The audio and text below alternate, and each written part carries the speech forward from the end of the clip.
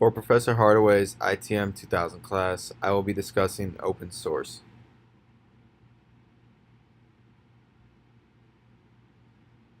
Today I will be discussing what open source is and how it is different than open source software. Then I will discuss the history of the open source initiative and the licenses that open source projects use. After that, I will explain the differences between open source software and other software. Next, I will talk about 4 reasons why people prefer open source. The reasons are microeconomic, macroeconomic, moral, and personal. Next, I will talk about the Linux Foundation and 4 of its biggest projects. And lastly, I will discuss the open source way. Let's start with the basics. What is open source? The term open source means something people can modify and share because it was made publicly accessible. Open source software is software with source code that anyone can edit and distribute. Source code is the code that technology runs on. Most people who use technology do not see this part of the technology. When we have access to this code, we can edit the code in order to add new features or fix parts that are not working. An example of using open source software is using Ubuntu Linux. Ubuntu is a complete Linux operating system. You can download this, make any changes to the code you like, and then give it to your friends. The important thing about this is that it is legal to create as many copies of it as you want. If you were using closed source software, you would not be able to do this. Firefox, Chrome, OpenOffice, Linux, and Android are some of the popular examples of open source software. While Microsoft Windows is probably the most popular piece of closed source software out there. Open source does not mean free software. Free software is only meant to give the users freedom, not freedom to sell their own copy. According to ZDNet, 78% of companies now run on open source. I will discuss why these companies decided to run on open source later. Next, I will discuss the open source initiative.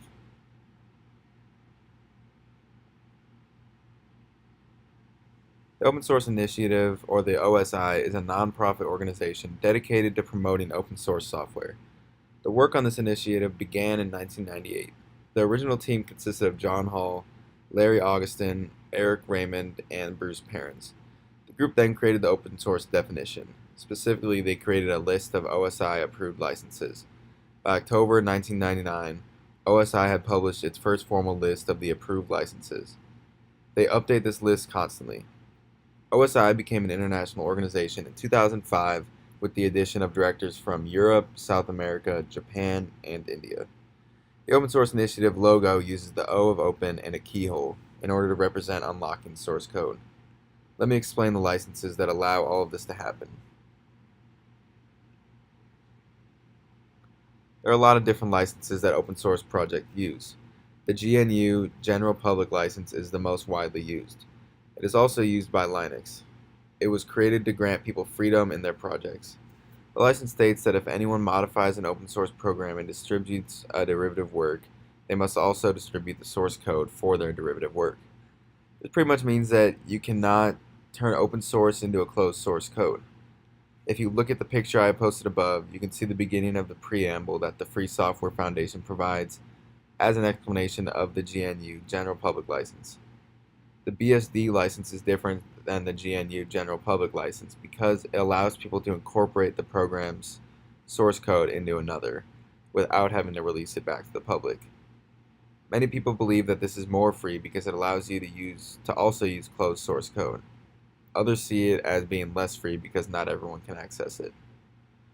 There are many other licenses that you can research on your own time if you would like to learn more. Next, I'm going to discuss open source software versus other softwares. As you already know, open source software is just software that is available to the public and can be modified and redistributed. Most people view this as what the internet should have been, but many oppose it. Closed source software works under licensing agreement that restricts users from copying or distributing it. When you think about it, you can understand why most businesses would want to work under a closed source software. For example, Apple not wanting people to change and redistribute their code. Cost is the main benefit of using open source software. Compared to closed source software, it is cheaper to maintain, although with the higher cost you do get better security. Closed source software also has better service and support for problems in your software. When using open source, you will often have to look online for answers. Ease of use is also a benefit to closed source softwares, as there are manuals that are simple to understand. Open source softwares do not usually include these, but if they do, they are pretty hard to understand. Both open and closed source software allow for innovation in their own ways. Open source provides the freedom, but may not be passed to all users. Closed source software also has online communities that share ideas. It is up to the user to decide which type of software they prefer. I'm going to discuss in more detail why most people prefer open source. Looking at the microeconomic side, there are many benefits. If you are having problems with things such as blogging, content management, and operating systems, then open source can help you out. Most of the time, there is already code that has solved all these problems. This will save people time to work on other things. Open source is also cheaper up front, although you will still have to pay for things such as training, maintenance, and support. Look at the chart above to see how the two compare. Catching errors in the code is also made easier. More eyes means more chances to catch these errors. Open source allows anyone to view this code, thus making it easier to catch errors. We also need to acknowledge the fact that open source is the future. Most new companies are using open source. It is hard to believe that in the future technology is going to be less open than it is today. It is only going to become more collaborative, since collaboration leads to advancement. The final microeconomic benefit I will discuss is the ability to work on your own schedule. When you use open source, you do not have to wait until the workday to patch errors or make changes. When you were using closed source, you would also have to go through many more barriers in order to make a change.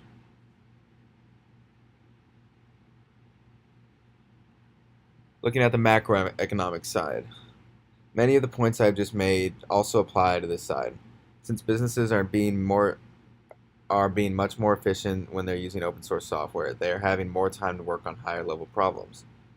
This means that we are working on new problems faster, thus achieving new things at a faster rate. As we achieve more and more, it will be easier to keep the ball rolling. With past solutions being available to the public, new inventions are much more achievable. As we look towards the future of technological invention, we should see a huge explosion. Next, I will discuss moral and transparency motivations. Open source has many moral reasons for why people should use it. The main one is freedom.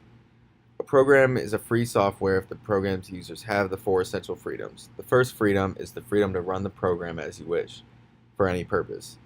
The next one is the freedom to study how the program works and change it so it does your computing as you wish. Access to the source code is a precondition for this. Then there is the freedom to redistribute copies so you can help others. And the last one is the freedom to distribute copies of your modified version to others. By doing this, you can give the whole community a chance to benefit from your changes. The free software movement started in 1983. It is a movement that argues that non-free software controls the user.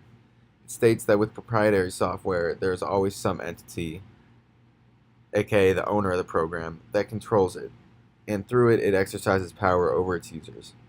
They also say that these proprietary softwares are used to spy on you, which is why it's becoming more and more common nowadays. The golden rule of open source is the obligation to give back. When you use open source, you are obligated to give back, as others have done before you. So why do people prefer open source? There are also many personal motivations. If you are a developer or you want to eventually become a developer, open source is your way to get there. If you ever want to see how a website you are on runs, you can click on View Source. This allows you to see the code and even learn from it. You won't learn everything, but it will get you started.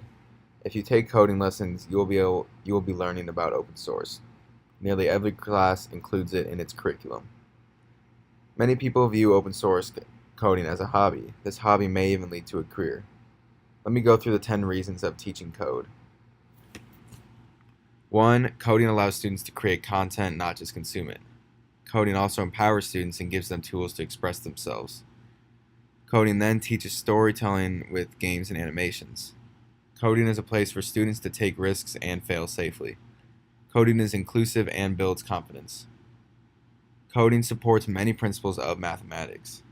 Coding teaches problem solving and critical and analytical thinking skills.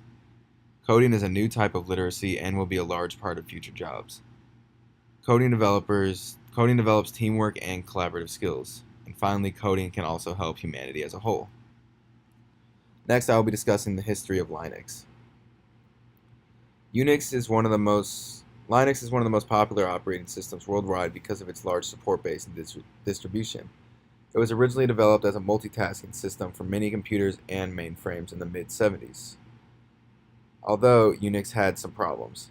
Linux is a freely distributable version of Unix, originally developed by Linus Torvalds, who began work on Linux in 1991 as a student at the University of Helsinki in Finland. Today, Linux is authored and maintained by a group of several thousand developers loosely collaborating across the internet. Companies have sprung up to provide support to package it into easy to install distributions and to sell workstations pre-installed with the Linux software. Let me go through the graphic above, a brief history of memorable Linux milestones. In 1991, Linux posts famous message, "Hello everybody out there," and releases the first Linux code. In 92, Linux licenses Linux under the GPL, an important decision that will contribute to its success in the future. In 1993, Slackware becomes first to adopt Linux. In 1996, Linus visits an aquarium and gets bit by a penguin, thus choosing it as a Linux mascot. In 1998, many tech giants begin announcing platform support for Linux. In 1999, Red Hat goes public. In 2003, IBM runs famous Linux ad during the Super Bowl. In 2005, Linux appears on the cover of Business Week with a story that hails Linux as a business success. In 2007, the Linux Foundation is formed to promote and protect and standardize Linux. In 2010, the Linux-based Android OS outships all smartphone OSs in the US and climbs to dominance. In 2011, Linux turns 20 and powers the world's supercomputers, stock exchanges, phones, ATMs, healthcare, and smart grids. The list goes on. Next, I will discuss the Linux Foundation. The Linux Foundation is dedicated to building sustainable ecosystems around open source projects to accelerate technology development and commercial adoption. It is the largest open source nonprofit organization. It works to promote, protect, and advance Linux and collaborative development. It is supported by companies such as AT&T, IBM, Intel, Microsoft, and many more. Let me give you some facts about the Linux Foundation. The estimated development cost of the 100 world's leading projects hosted at the Linux Foundation is $16 billion. Every year, 25,000 technologists attend their events from more than 4,500 companies in 85 countries. 1 million open source professionals have enrolled in the Linux Foundation's free open source training courses. Lastly, 10 of the largest cloud service providers are Linux Foundation project contributors and members. Companies work with the Linux Foundation because they need a neutral, independent organization to manage the infrastructure and sustain their communities over a long period of time. More than half of all the global 2000 software and telecom companies are members of the Linux Foundation. They know that their contributes not only help accelerate their own technology and innovation, but they're critical to developing huge markets and making sure that society continues to run on open source.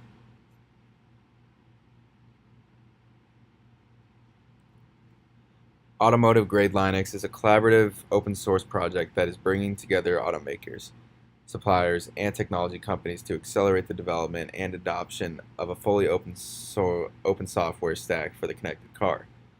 Linux is the core of this software.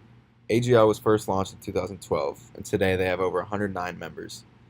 AGL's goals are to build a single platform for the entire industry, develop 70 to 80% of the starting point for a production project, reduce fragmentation by combining the best of open source, and develop an ecosystem of developers, suppliers, and expertise, all using a single platform.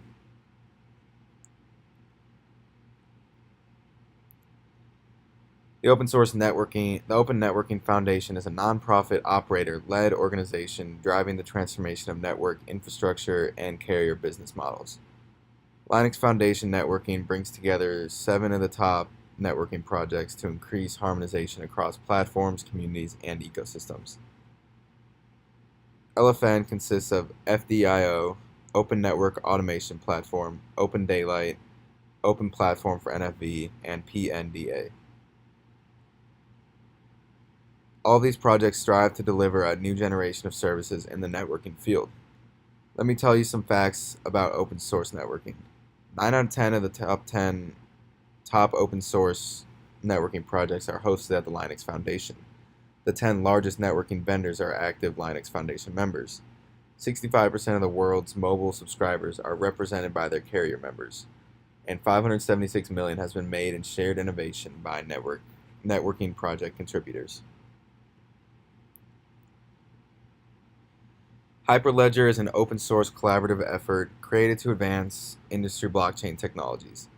It is a global collaboration hosted by the Linux Foundation, including leaders in finance, banking, and Internet of Things, supply chains, and manufacturing and technology.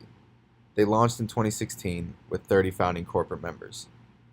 A blockchain is a peer-to-peer distributed ledger forged by consensus, combined with a system for smart contracts and other assistive technologies. An easy way of explaining it is thinking of it as an operating system for marketplaces, data sharing networks, microcurrencies, and decentralized digital communities. It has the potential to vastly reduce the cost and complexity of getting things done in the real world. Hyperledger's goals are to create enterprise-grade, open-source, distributed ledger frameworks and code bases to support business transactions. Also to provide neutral, open, and community-driven infrastructure supported by technical and business governance. They also want to educate the public about the market opportunity for blockchain technology. Finally, I'm going to talk about Linux. The Linux kernel is the largest component of the Linux operating system, and it is charged with managing the hardware, running user programs, and maintaining the security and integrity of the whole system. It is this kernel which, after its initial release by Linus in 1991, jump-started the development of Linux as a whole. A kernel simply is the lowest level of easy replaceable software that interfaces with the hardware on your computer. It is responsible for interfacing all of your applications that are run in user mode. To put it simply, Linux is an operating system that manages the communication between your software and the hardware. Many people probably think that they don't need Linux because what they are using is fine. Let's look at the pros of Linux. It is free. The Linux servers are also much better as they rarely crash. Also, since it is runs on open source, it is an operating system that is said to be by the people and for the people. Let's run through some facts. 13,594 developers from at least 1,340 companies have contributed to the Linux kernel since 2005. A new major kernel releases every 9 to 10 weeks. 80% of smartphones run Android, which is based on the Linux kernel. 98% of the top 500 fastest supercomputers in the world run Linux. Most of the global markets, including the New York Stock Exchange, NASDAQ, London Exchange, and the Tokyo Stock Exchange, run Linux. Lastly, e-commerce giants such as Amazon, eBay, PayPal, and Walmart also run on Linux. The Open Compute Project, or the OCP, is an organization that shares designs of data center products among companies, including Facebook, IBM, Intel, and more. Their mission is to design and enable the delivery of the most efficient server, storage, and data center hardware designs for computing. A quote from OCP is, "We believe that openly sharing ideas and specifications is the key to maximizing innovation and reducing operational complexity in the scalable computing space." The initiative was announced in 2011 by Jonathan Heiliger at Facebook to openly share designs of data center products. Facebook wanted to do this due to the need to redesign their data center in Oregon. The open source way is about applying open source software to our world. This goes beyond technology. The ultimate goal of this is to change our world for the better. You're probably wondering how open source can change our world for the better. Let me explain how. With Open Exchange, we can learn much more from each other. When people can use existing ideas towards their own, inventing and innovating becomes much easier. When we can openly exchange ideas, we can collaborate ideas. This collaboration can lead to solutions that no simple person could have figured out. Communities are formed around a common purpose. When everybody is using open source, it creates a community of people trying to better our world. Together, we can do more. If you would like to learn more about open source, visit the open source website at opensource.com. On this website, there are frequently asked questions and many tutorials.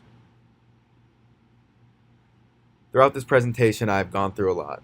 I discussed what open source is and how it is different than open source software. Then I discussed the history of the open source initiative and the licenses that open source projects use. After that, I explained the differences between open source software and other software.